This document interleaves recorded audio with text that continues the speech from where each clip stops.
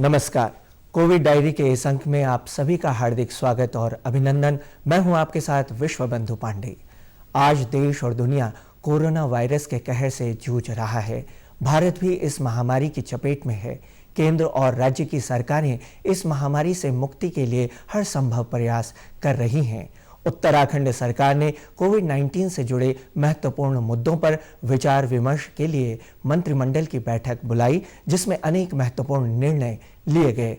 Cabinet मंत्री मदन कौशिक ने मंत्रिमंडल द्वारा लिए गए निर्णयों पर जानकारी दी। देखिए हमारी ये रिपोर्ट।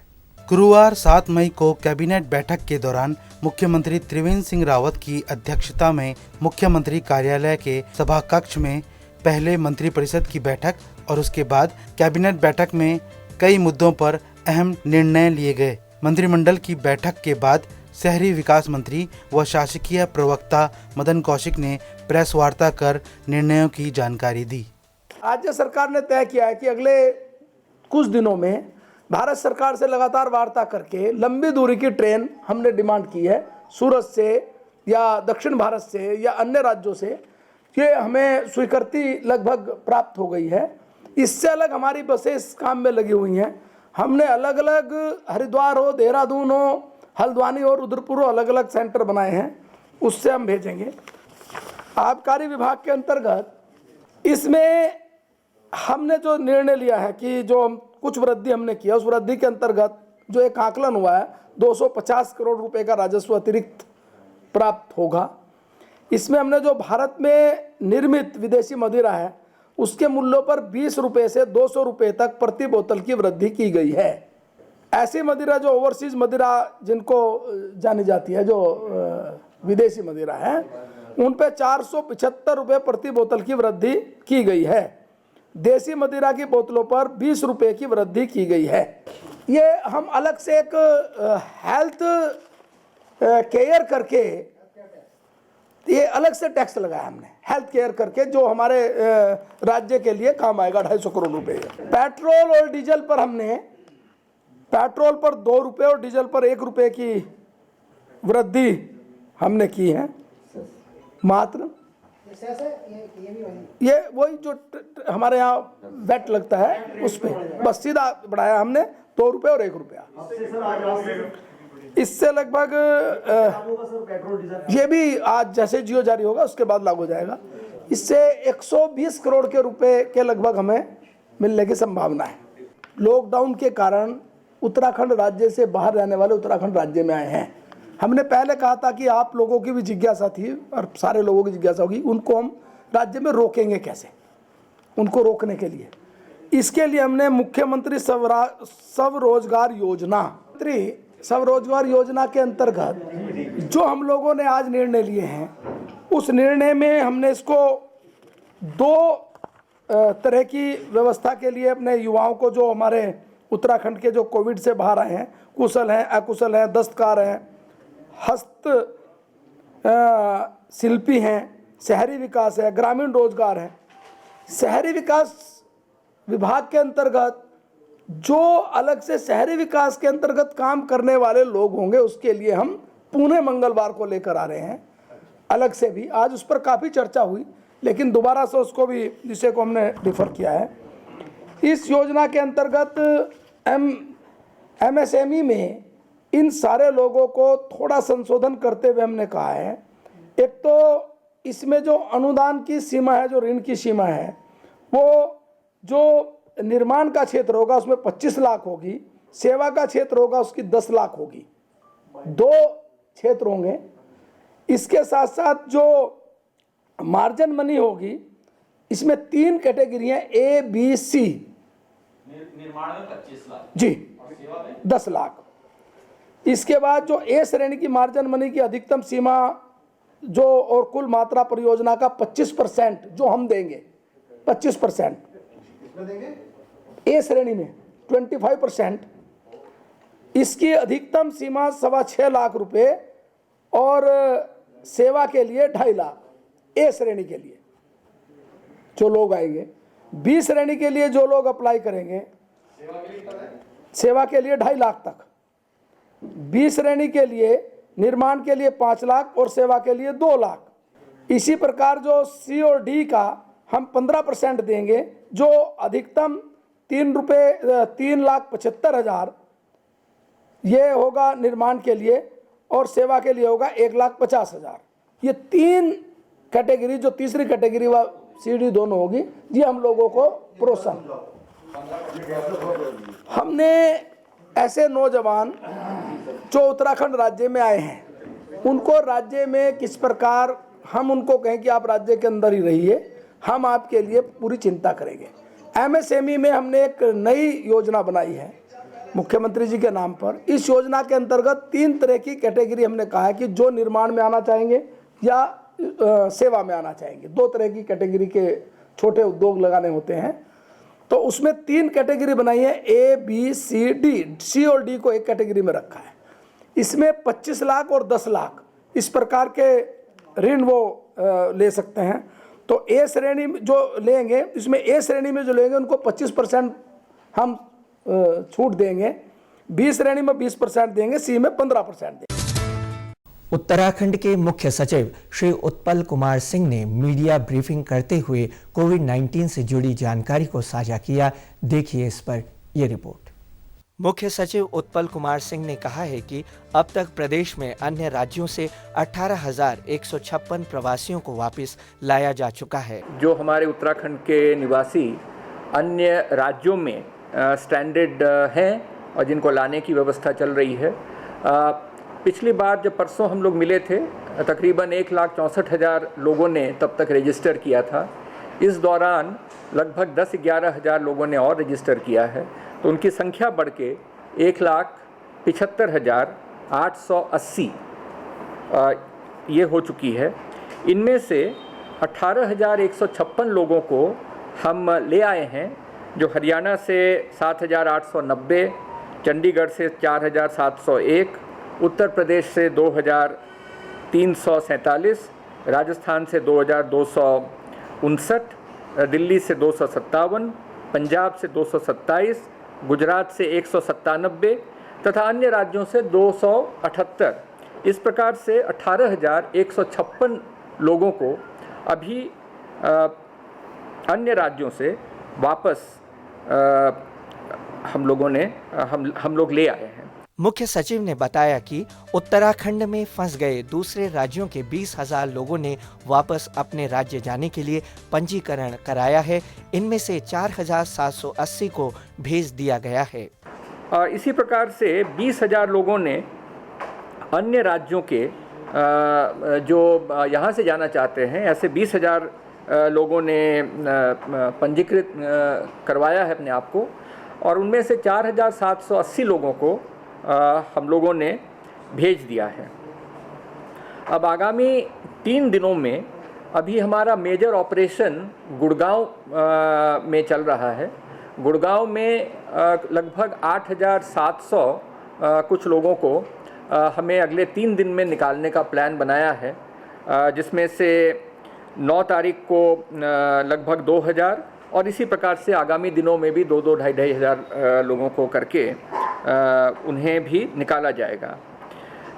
फरीदकोट पंजाब से 9 तारीख को 300 प्रवासी उत्तराखंड के उन्हें लाने की व्यवस्था होगी। तो 9 तारीख को चलेंगे तो 10 तारीख तक वो पहुंच जाएंगे।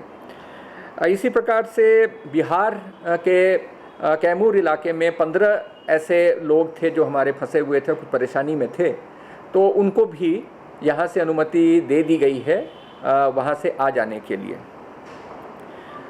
हमारे तरफ से पश्चिम बंगाल सिलीगुड़ी के 39 छात्र थे, जिनको 2 बसों में भेजने का प्रबंध कर लिया गया है। और ट्रेन्स के बारे में संभवतः जब हमने लास्ट आपसे बात की थी, उस समय अहमदाबाद, सूरत और पुणे इनके बारे में बताया था। उस दिन ये बताया था कि केरल के लिए भी हम लोग कर रहे हैं, तो केरल से भी हम लोगों ने पत्राचार कर दिया है। हमने उनको बता दिया है कि हमारे केरला में जो लोग इस समय हैं उनको ट्रेन से ले आने के लिए वो अनुमति दे दें और उसकी व्यवस्था कर लें, क्योंकि भेजने वाले राज्य को ही व्यवस्था करनी होती है हमने धनराशि का भुगतान करने का उन्हें अवगत करा दिया है। तो त्रिवेंद्रम से ट्रेन हमने मांगी है, लेकिन ये ट्रेन में क्या है कि हमारे केरला में लोग अलग अलग स्थानों में हैं। एक स्थान पे सभी त्रिवेंद्रम में नहीं है, कोई कोच्चि में है, कोई और किसी जगह पे है। तो हमने रेलवे से ये अनुरोध किया है कि बहुत दूरस्थ इलाका है और अगर हमें बीच में कुछ स्टॉपेज दे दें इन लोगों को पिकअप करने के लिए, तो ये प्रयास रेलवे के साथ चल रहा है। मुख्य सचिव ने बताया कि जो प्रवासी उत्तराखंड लौटकर आ रहे हैं, राज्य सरकार को उनके रोजगार की भी चिंता है। अब जो हमारे प्रवासी आ रहे हैं उनके लिए राज्य सरकार निरंतर इसके बारे में सोच रही है और माननीय मुख्यमंत्री जी ने एक मैंडेट दिया था कि हमें बहुत जल्दी कुछ व्यवस्था इनके लिए करनी चाहिए और ये एक पहला स्टेप है। अगर आप जानते हैं तो प्रधानमंत्री स्वरोजगार योजना है, जिसमें कि व्यवसाय में या उद्योग में छोटे छोटे कार्य करने में हमारे युवा वो करना चाहते हैं, तो उनके लिए एक व्यवस्था दी गई है। बड़ा लोकप्रिय कार्यक्रम रहा है उत्तराखंड का, इसमें काफ़ी अच्छी प्रगति रही है। इनफैक्ट उत्तराखंड राज्य देश में सर्वश्रेष्ठ राज्यों में से एक है जिन्होंने प्रधानमंत्री स्वरोजगार योजना का फ़ायदा लेकर हमारे यहाँ पर जो उद्योग और व्यवसाय में जुड़ना चाहते हैं ऐसे लोगों को सहायता पहुँचाई है। मुख्यमंत्री के निर्देश पर प्रधानमंत्री स्वरोजगार योजना की तर्ज पर मुख्यमंत्री स्वरोजगार योजना को मंजूरी दी गई है। तो इसी के साथ मैं ये जोड़ना चाह रहा हूँ कि ये एक योजना कल कैबिनेट ने अप्रूवल दे दिया है और उसके तहत हम चाहेंगे कि अधिक से अधिक जो हमारे प्रवासी भाई बहन जो वापस आ रहे हैं और वो उत्तराखंड में ही कुछ करना चाहते हैं, तो ये एक योजना है जो अभी प्रारंभ किया गया। इसी प्रकार की अन्य योजनाएं भी इस समय शासन में विचाराधीन हैं। एक तरफ जहां भारत समेत विश्व के सभी देश कोरोना वायरस के प्रकोप से पीड़ित लोगों के जीवन को बचाने में जुटे हैं, वहीं दूसरी तरफ समाज का एक ऐसा तबका भी है जो झूठी खबरों और अफवाहों को फैलाकर कोरोना बचाव की इस जंग को कमजोर कर रहा है। सरकार झूठी खबर और अफवाहों को रोकने के लिए तमाम कदम उठा रही है। देखिए ये रिपोर्ट। वैश्विक महामारी कोविड-19 के दौरान सोशल मीडिया पर फर्जी खबरों और अफवाहों की भरमार है। ऐसे में जरूरी है कि किसी भी वायरल पोस्ट या खबर की पहले पुष्टि कर लें। सोशल मीडिया व्हाट्सएप पर एक अफवाह है कि विदेशों में फंसे भारतीयों को देश में वापस लाने के लिए सरकार ने गूगल पर एक form rescue flights form India जारी किया है। PIB फैक्ट चेक के अनुसार भारत सरकार ने इस तरह का कोई भी फॉर्म जारी नहीं किया है। यह सलाह दी जाती है कि आप इस लिंक पर क्लिक न करें, बल्कि एम्बेसी की ऑफिशियल साइट पर ही पंजीकरण करें। दावा किया है सरकार ने राष्ट्रीय शिक्षित बेरोजगार योजना शुरू की है। योजना के तहत प्रत्येक राशन कार्ड धारक बेरोजगार को सरकार 50,000 रुपए राहत पैकेज के रूप में देगी। PBI फैक्ट के अनुसार भारत सरकार ने इस तरह की कोई भी योजना शुरू नहीं की है। इस तरह की वेबसाइट पर न जाएं। यह झूठी और ठगी करने के लिए बनाई जाती है ताकि आपकी निजी जानकारी हासिल हो सके या आपसे पैसे ठगे जा सकें। दावा किया है कुछ खबरों के अनुसार केंद्रीय कर्मचारियों को सुबह 9 बजे से शाम 7 बजे तक काम करना होगा। PBI फैक्ट चेक के अनुसार दावा झूठा है। केंद्र सरकार ने ऐसा कोई निर्णय नहीं लिया है और न ही ऐसे किसी प्रस्ताव पर विचार कर रही है। दावा किया है व्हाट्सएप पर फॉरवर्ड किए गए एक संदेश में कहा गया है कि मुंबई में शनिवार से अगले 10 दिनों के लिए तालाबंदी के दौरान सेना की मदद ली जाएगी। PIB फैक्ट चेक के अनुसार यह मैसेज फर्जी है। शहर में आर्मी और नेवी के जवानों की तैनाती नहीं की गई है। साहित्य और कलाएं जहां समाज का आईना होती हैं, वहीं समाज में जागरूकता लाने के असरदार माध्यम भी होते हैं। कोरोना वायरस के संक्रमण से बचाव के उद्देश्य से लोगों को जागरूक करने के लिए उत्तराखंड के विभिन्न जिलों से लोग अपनी कला के माध्यम से कोरोना की इस जंग से लड़ने के लिए समाज को प्रेरित कर रहे हैं। देखिए हमारी ये रिपोर्ट। कोरोना महामारी के दौरान जहां कोरोना वॉरियर्स रात दिन मैदान में डटे हुए हैं, वहीं लोक गायक, रंगकर्मी, साहित्यकार, चित्रकार और समाज के अन्य प्रबुद्ध लोग भी जनता को कोरोना के खिलाफ जागरूक करने में जुटे हुए हैं। पौड़ी गढ़वाल के सतपुली निवासी चित्रकार बेनी कौशल ने भी कोरोना जागरूकता को लेकर चित्र बनाए हैं। बेनी कौशल सतपुली नगर पंचायत और आसपास के गांवों में दीवारों पर कोरोना संबंधी चित्र बनाकर लोगों को जागरूक कर रहे हैं।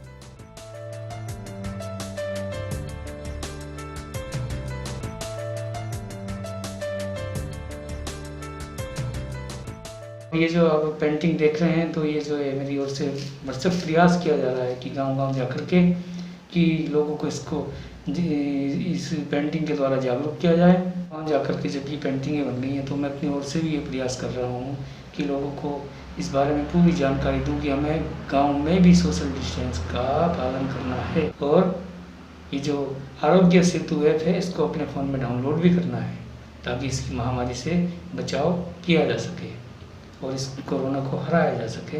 कोरोना को हराना है और भारत को जिताना है। पौड़ी जिले से एक और कलाकार अपने सुरों से लोगों को कोरोना वायरस के खिलाफ जंग लड़ने के लिए प्रोत्साहित कर रहा है। नमस्कार भाई बहनों, मैं हूँ रोशनलाल नेत्रहीन, टिहरी गढ़वाल उत्तराखंड चंद्रवदनी पौड़ी खाल करेंगे। हम आपस में सोशल डिस्टेंसिंग बना के रखें और घरों से बाहर ना निकले। अगर कोरोना को न्योता नहीं देना है तो घर में ही रहना होगा। ये छोटे से गीत से एक संदेश आपके बीच में दे रहा हूँ। कोरोना देने की बीमारी सुना ही भागी बहनों, कोरोना देने की बीमारी सुना ही भागी बहनों। घर माराया कोई भरी नाया, घर माराया कोई भरी नाया, याची यारती हमारी। कोरोना देने की बीमारी सुना ही भागी बहनों। आभारी रवाओ डॉक्टरों को, आभारी रवाओ डॉक्टरों को जो हमारी सेवा में लगा जीने। आभारी रवाओ डॉक्टरों को जो हमारी सेवा में लगा जीने। आवारी रहो पुलिस मित्रों को जो हमारी रक्षा करना जीने।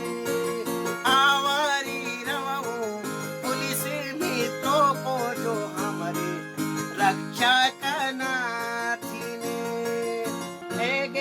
कोरोना देने की बीमारी सुना ही भागी बहनों। घर मारावा कोई भरी नावा, घर मारावा कोई भरी नावा, याची विनीति हमारी। कोरोना देने की बीमारी सुना ही भाई बहनों। भैरो घर में ढको द्वार रो भ्यार कोरोना। भैरो घर में ढको द्वार रो भ्यार कोरोना। दिन रात कुड़ो मनखों को संहार कोरोना। दिन रात कुड़ो मनखों को संहार कोरोना। चार हाथ रहो दूर झना छुंगिया कोई के। चार हाथ रहो दूर झना छुंगिया कोई के। यो शरणी महामारी छो के पार सरोना। यो शरणी महामारी छो के पार सरोना। मुख नाक ढको कपड़ल हाथों के थुने रो। भीड़ भाड़ में न जाओ के योग आदि कुनेरो लॉकडाउन में जाछाओ मेरो घबराओ डरो ना लॉकडाउन में जाछाओ मेरो घबराओ डरो ना स्वास्थ्य कर्मी डॉक्टर और नर्स तमाम खान खवानी लोग पुलिस बल के सलाम कौन ले रे लड़ून तब तक जब तक यमरो ना कौन ले रे लड़ून जब तक तब तक यमरो ना स्वास्थ्य कर्मी वीरुन जो लोग बचाई दे शक्ति सेनाओं ले बीते फूल बरसाई हम मिल बहरुल एक तो यो कश के बचो ना हम मिल बहरुल एक तो यो कश के बचो ना भैरो घर में ढको द्वार भैरो भ्यार करो ना दिन रात कुणो मनखों को संहार करो ना। लॉकडाउन के दौरान अन्य राज्यों में फंसे प्रवासियों के लिए शुरू किया घर चलो अभियान शुरू हो गया है। इसी कड़ी में हजारों फंसे प्रवासियों को वापस उत्तराखंड लाया जा रहा है।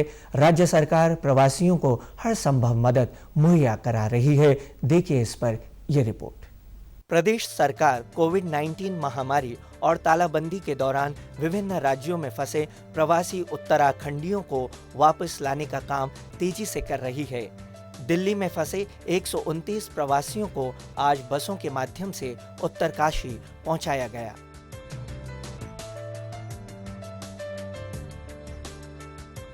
जिला अधिकारी आशीष चौहान ने बताया कि डॉक्टरों ने प्रवासियों का स्वास्थ्य परीक्षण और स्क्रीनिंग किया। किसी भी प्रवासी में कोरोना वायरस के लक्षण नहीं पाए गए। एहतियातन 9 लोगों को आइसोलेशन वार्ड में रखा गया है, जबकि 120 प्रवासियों को उनके गंतव्य के लिए रवाना किया गया। ये सभी प्रवासी अगले 14 दिन तक क्वारंटीन रहेंगे। मैं काफ़ी दिनों से गुड़गांव में, जब हमारा देश कोरोना की लड़ाई में लड़ रहा था, तो हम वहाँ पे इस स्थिति में फंस गए थे कि हमें वहाँ हमारी जॉब नहीं थी हमारे पास, तो हमें जॉब लेस हो गए थे हम, तो हमारे पास जॉब जाने के लिए नहीं थी। तो हम क्या करते वहाँ पे, तो इसलिए हमें वहाँ पे रूम पे रहना पड़ता था। अब रूम पे रहने उत्तराखंड आने के लिए हमें फिर परिवहन चाहिए था, तो हम फिर यहाँ से हमारी जो गवर्नमेंट है उन्होंने फॉर्म ऑथराइज़ किए, हमें फॉर्म ऑथराइज़ किए, तो हमने वो फॉर्म फिलअप करके एक हमारे लिए सोचा उन्होंने कि जो हमारे उत्तराखंड से या कहीं अन्य जगहों से कहीं बाहर फंसे हुए हैं उनको उत्तराखंड कैसे लाया जाए, उसके लिए उन्होंने ऑनलाइन फॉर्म बनाए। ऑनलाइन फॉर्म भर के हमने उसमें रजिस्ट्रेशन करके हमें फिर हमारा रजिस्ट्रेशन करके हमें फिर हमारे लिए पर्सनल गाड़ियाँ भिजवाई और हमारे लिए सारी सुविधाएं रखी जो हमें एक आम आदमी को ज़रूरी होती है हर समय। खाना टाइम से पिकअप देना और हमारे लिए एक अच्छा काम, बहुत अच्छा काम किया है। इसके लिए मैं उनका हमेशा आभारी रहूँगा। गुड़गांव से आई हूँ, पटेल नगर से, और हमारे माननीय मुख्यमंत्री जी ने जो हमारे लिए सुविधा की अच्छी की है। हमें खाने पीने का पानी का भी हमारे साथ व्यवस्था थी, फ्री सेवा थी हमारे साथ यहाँ पे, और बहुत अच्छे से हम चिन्यालीसौर में पहुँच चुके हैं और सही है, एकदम सही है। गुरुग्राम से आए, हम खासी के रहने वाले हैं। अभी हम यहाँ पे पहुँचे हैं, तो हमारे रास्ते में कोई दिक्कत नहीं है, खाने पीने की व्यवस्था पूरी थी। और यहाँ के जो मुख्यमंत्री उनको बहुत बहुत धन्यवाद करते हैं जो हम यहाँ अपने उत्तराखंड में पहुँच गए। कोरोना वायरस संक्रमण से बचाव हेतु प्रदेश में लॉकडाउन का पुलिस द्वारा सख्ती से पालन कराया जा रहा है। देखिए इस पर यह रिपोर्ट। पुलिस महानिदेशक कानून व्यवस्था अशोक कुमार ने कहा है कि लॉकडाउन को सख्ती से पालन कराया जा रहा है।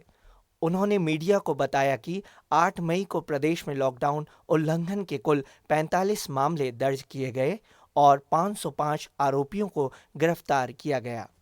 प्रदेश में अब तक लॉकडाउन उल्लंघन के 2748 मामले दर्ज किए गए हैं और 15,148 आरोपियों को गिरफ्तार किया गया है। 915 लोग गिरफ्तार हुए हैं शराब के केसेस में लॉकडाउन के बाद, और 209 वाहन सीज हुए।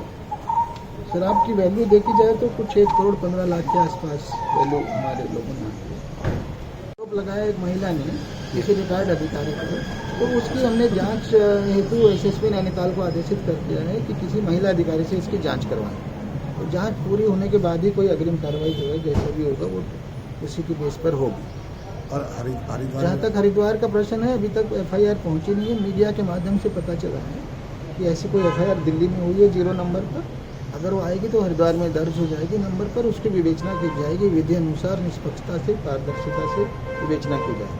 हमारी ओर से तो भाई 2 ही बातें हैं। एक तो पहले सदा से हम अपील करते आ रहे हैं कि भाई जितनी हमारी उपलब्धि है उसको मत खोइए। हमारा उत्तराखंड बचा हुआ है। कंटेनमेंट जोन जितने थे, एक स्टेज में 19 थे, आज 11 रह गए हैं, कल को और कम हो जाएंगे, खुलते जा रहे हैं।